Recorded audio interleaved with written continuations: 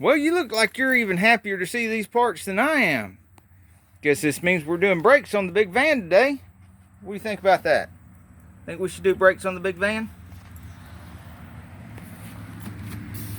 Oh man, that's heavy.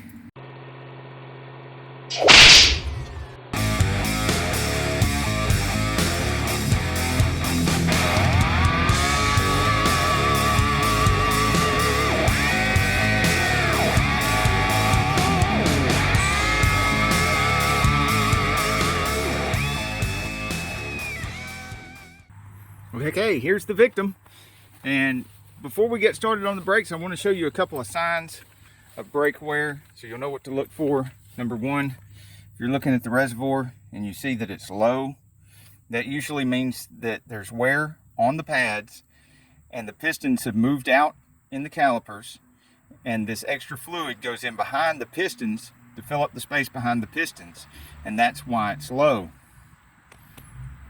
If you just top that off, you're not going to correct the actual problem.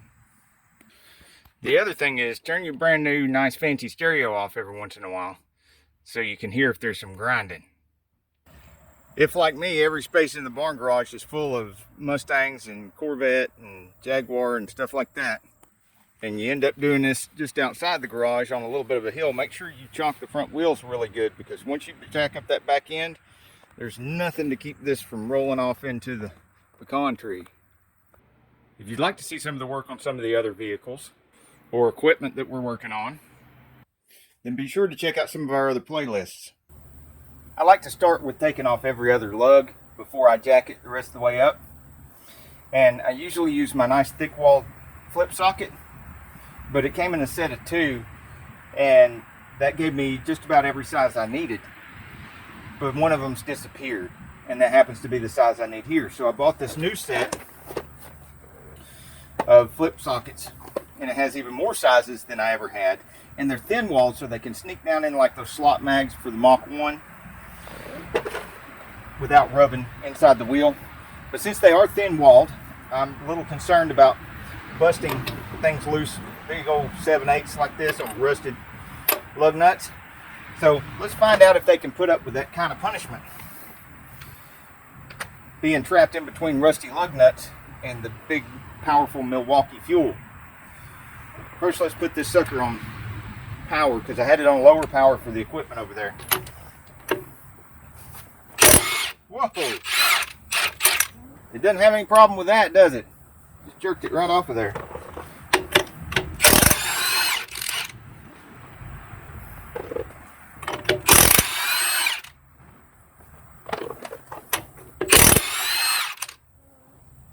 Okay, well, I'm liking my new flip sockets so far. Of course, they did come with the extension, and I get 15/16, 7/8, 13/16, 3/4, 22 millimeter and 21 millimeter, and the 19 millimeter and 17, and of course the extension bar. And one of the reasons I bought this one was because it came with a nice little case, like those sockets I have for axle nuts when I'm doing CV joints and hub bearings on the front of front wheel drives. It makes it real handy to have a little pouch like this, toss it in the bottom of the roll cart.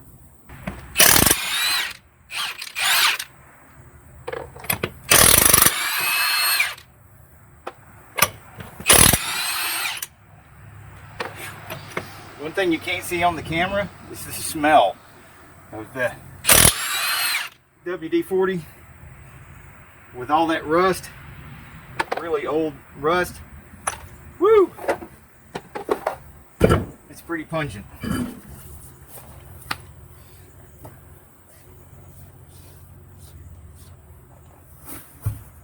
Wow. I'm glad I ordered new rotors. Goodness gracious.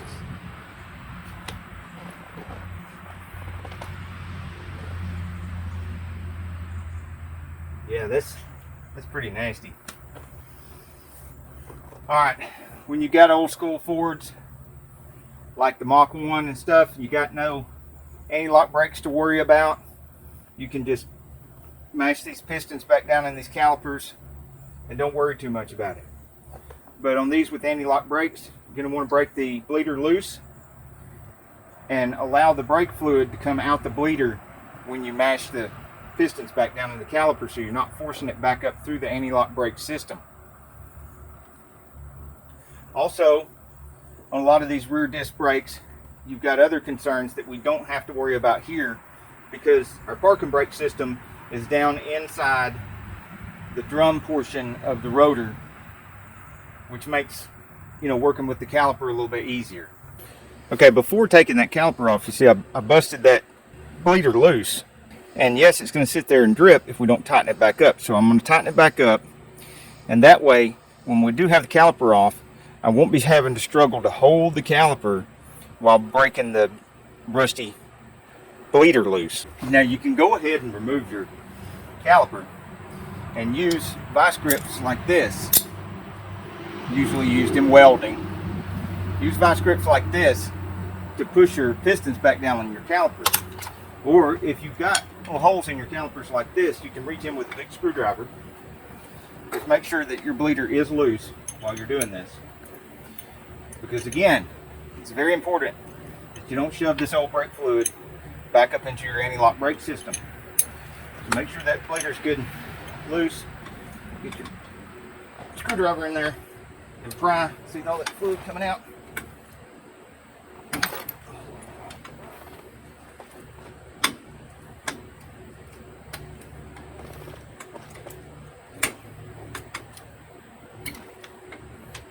Try not to get that stuff on you. It will dry your skin up really bad.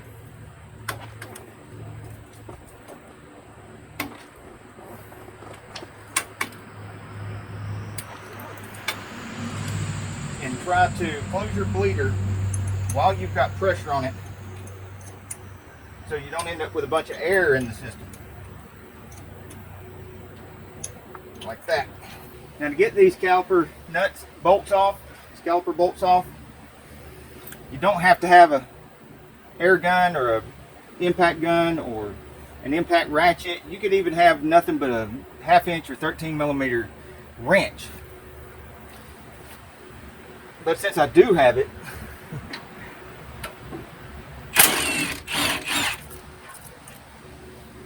and you don't have to have swivel sockets either.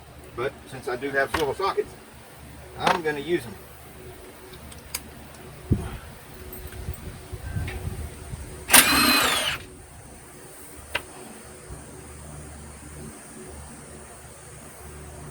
These happen to be Mac, but you can get pretty good ones on Amazon.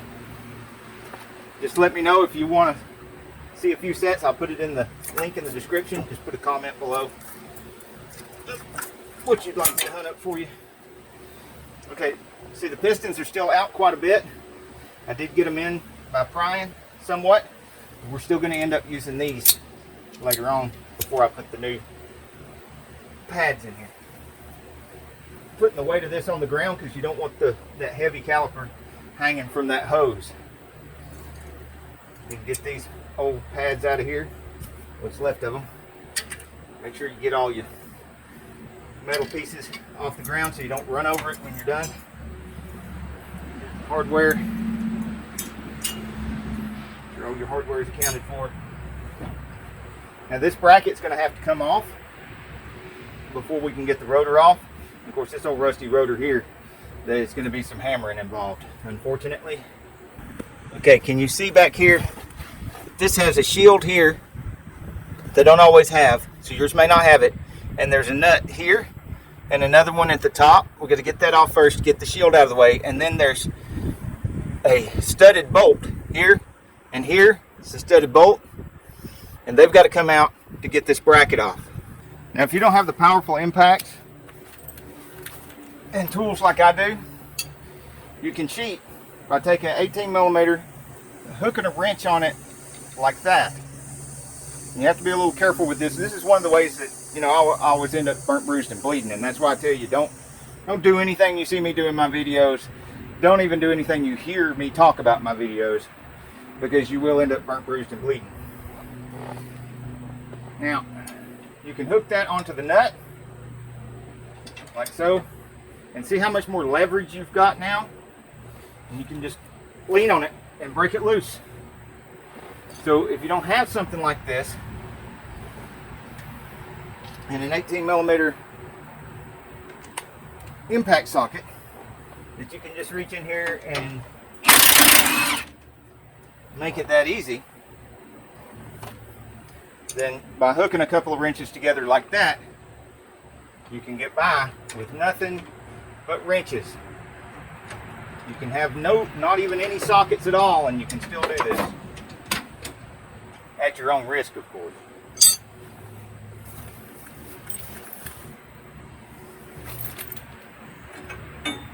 And that's what the bracket looks like. And it goes with this portion facing towards the brakes from the inside. This portion faces toward the inside of the vehicle. And this goes at the bottom.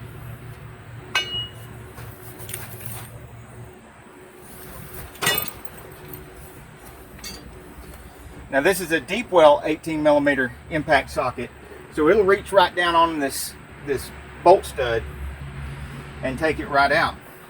If you're using wrenches, you don't have to worry about that because the wrench will slip over as long a stud as it needs to.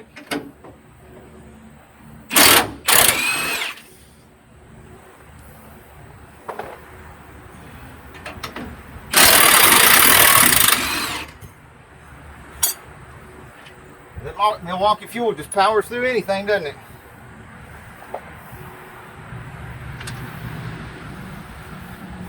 Alright, so there's the bracket. That's what it looks like off of there. And you know this thing ain't going to just slip off here like it's designed to do, because it's had way too much rust. And these things don't have to be up north to do this.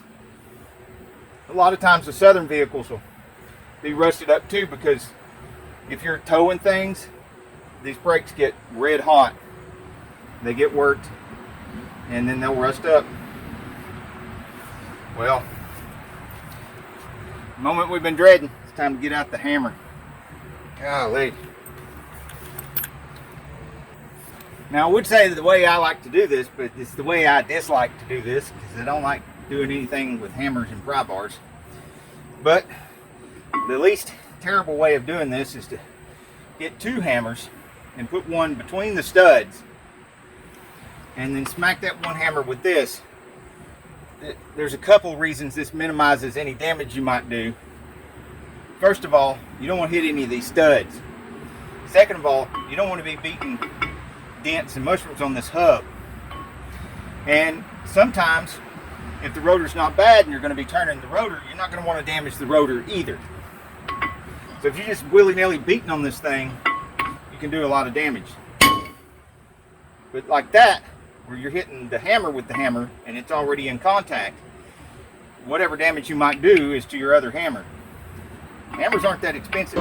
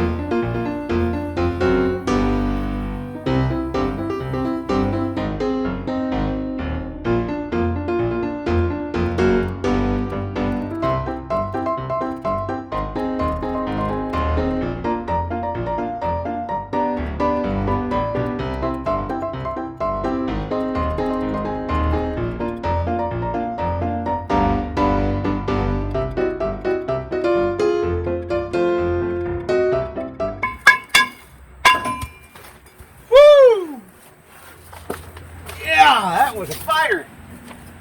Look how eat up and ruined it is on the back.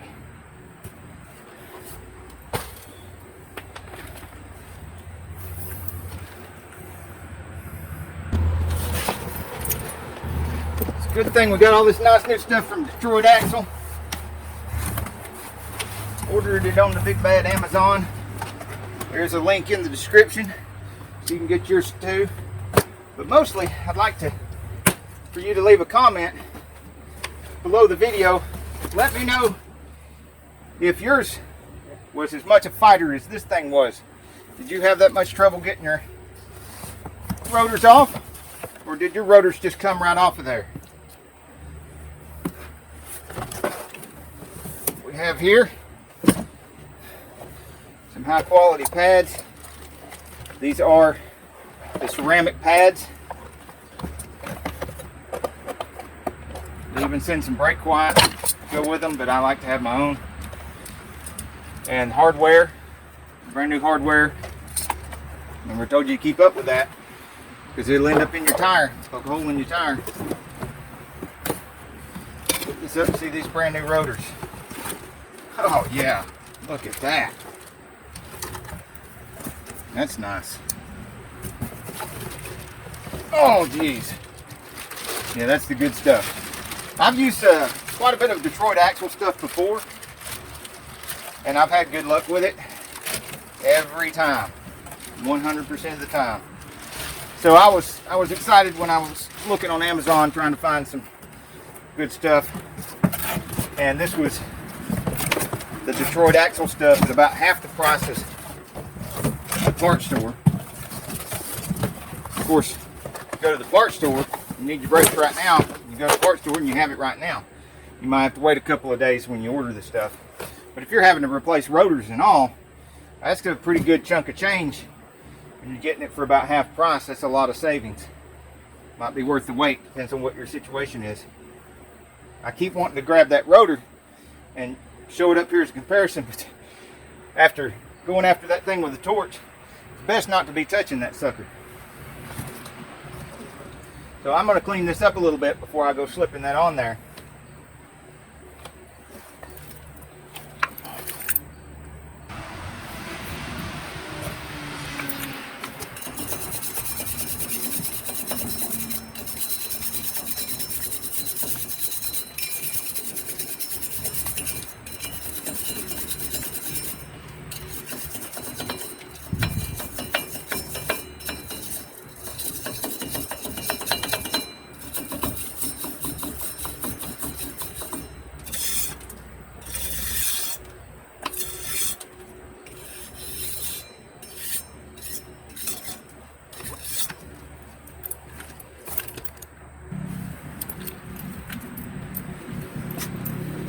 Now, if I ever have to do these brakes again, I don't want to have to use the torch and the BFH.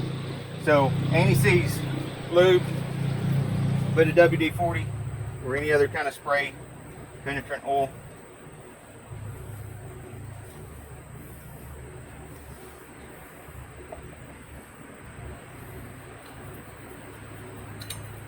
Don't need a thick bunch of this, or you might create a gap between your rotor and the hub. You don't want that. You just want a very, very thin coat of it to prevent further rust.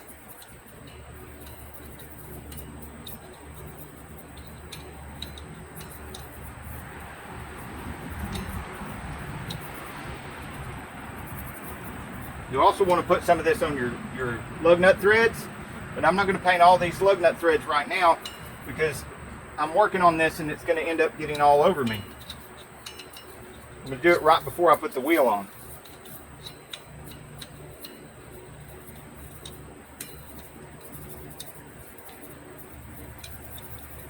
You notice I'm not dipping this and putting more, dipping this and putting more. Just whatever was on the little brush is spreading it over the entire area. It's enough to do the entire area, that little bit that was on the brush. Partly because I sprayed a little bit of this on it, because this is too thick to spread that far by itself. Thinned it out a little bit so that I can work it. I'm also paying attention to this little bit of a lip right here on the hub. Make sure it gets some too, so that this part of the rotor doesn't stick to it. Alright, that should be enough. There's always a link in the description to this too, because they use it on just about everything.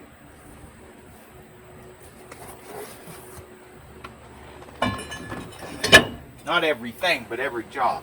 We're going to need these two. So guess what we're going to do to these first?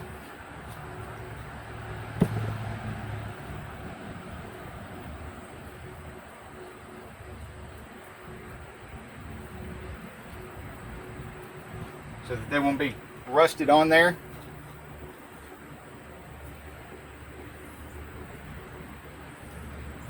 If you're afraid of these coming loose because you don't have something like this or you don't have a torque wrench and you're in doubt, then put Loctite on them. If all you're using is wrenches, then put Loctite on them, because it is brakes. Brakes are kind of important.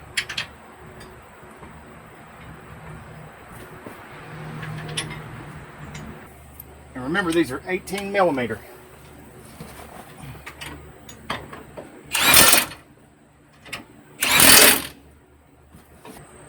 Yep, one's longer than the other.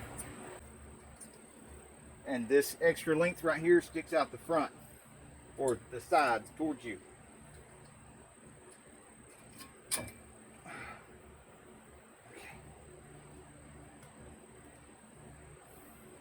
Now it's ready for pads.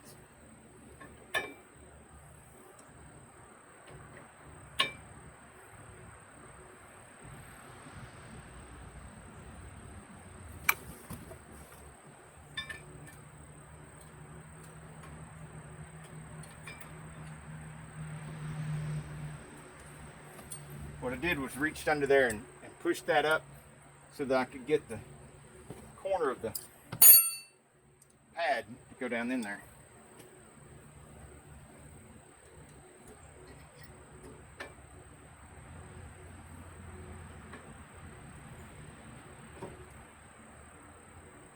Okay, that's ready for a caliper, but the caliper's not ready for it. A couple of things to do to the caliper here. One, I'm going to get these slides out.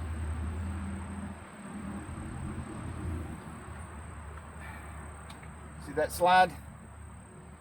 It's got hardly any lube left on it. It needs anti-seize on it. And so does this one. So, need to clean the old stuff off of there. You can use a rag or grass works. See? A little bit of spray lube.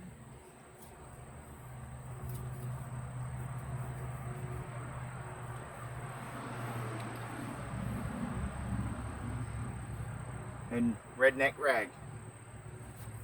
The grass. Nature's wonderful, isn't she? There you go. Now it's ready for anti-seize.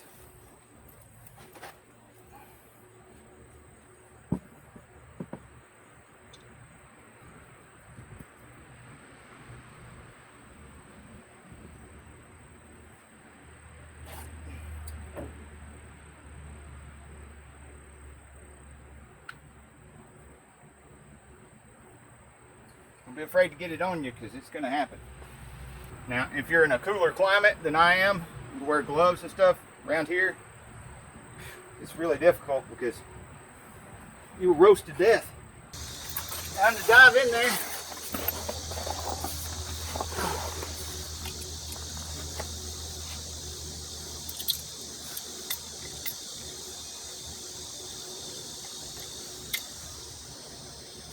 Don't forget to take your bleeder loose.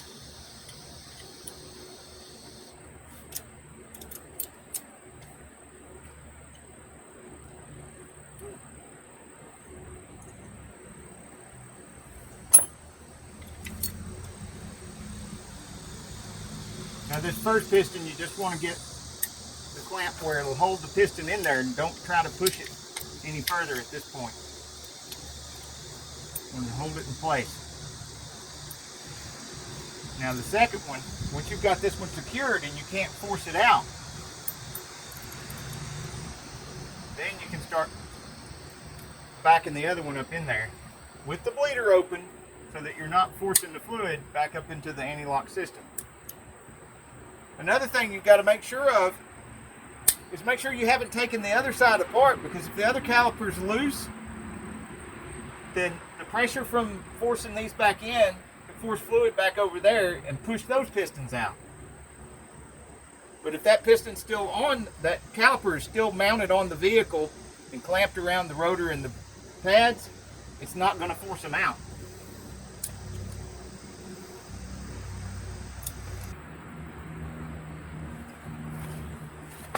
Remember, this side goes towards the outside of the vehicle, and this goes to the bottom. Right.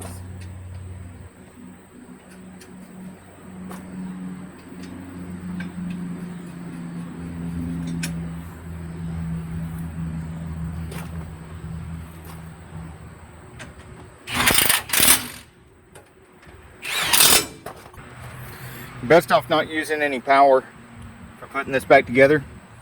Use wrenches and a torque wrench. But I'm dropping back to 1, which is the least powerful, since I am using power tools.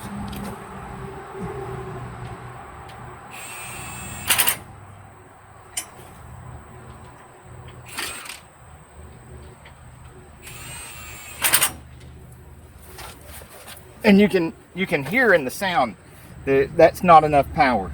I'm gonna have to get a torque wrench, torque that, but it does make it so much quicker and easier. After this, it's just a simple matter of doing the other side, bleeding the brakes, topping off your fluid, and putting the wheels back on. Don't forget anti-seize on your lug nuts.